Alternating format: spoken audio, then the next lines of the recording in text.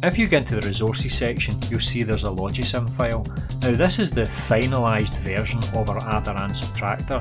Now I've made a couple of small changes to the previous circuit, so let's just quickly talk through those changes. So if you get into the view add subtract, and if you head into the special cases here. Now I had an issue with the not a number.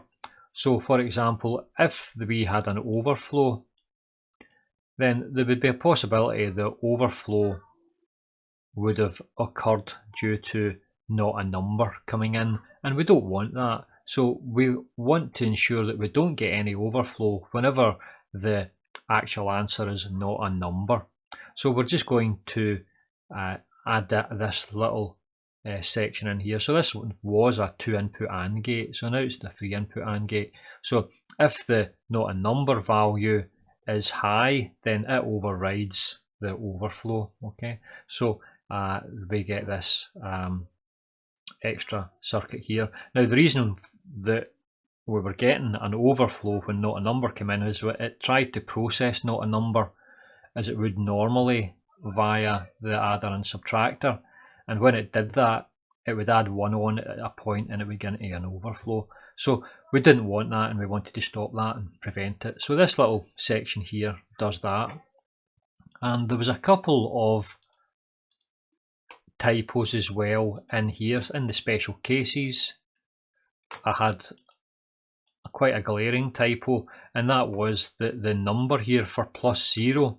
The number I had for +0 here wasn't the correct number. It was not a number, in fact. So I had to change that. So these are the +0 is just all zeros, okay, and the -0 is the 8 and all zeros. So that was another little addition. So finally, one final thing that we changed, if you get into this section here.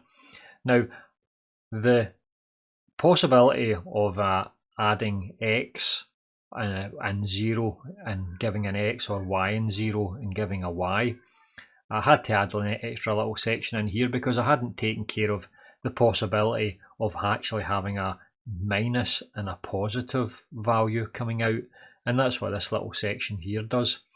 We're going to have a possibility of a +x or a -x, a +y or a -y with the two bottom options here. And if it's a -x, then we want to append the 1 into the most significant bit for a minus and a 0 for a plus, and the same for the y. So I've added that extra little section in here.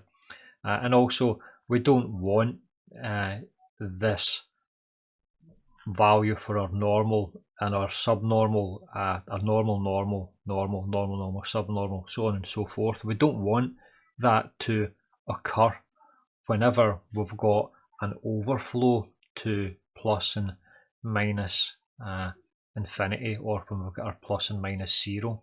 Okay, so those are the only things that I've changed, and if I head into the top level, it means that we're going to have at least one of these green lights coming up for every value, but the only time we'll get 2 green lights is if we have a not exact answer. So a not exact answer can have a green light, and we could also have one of these turning up green.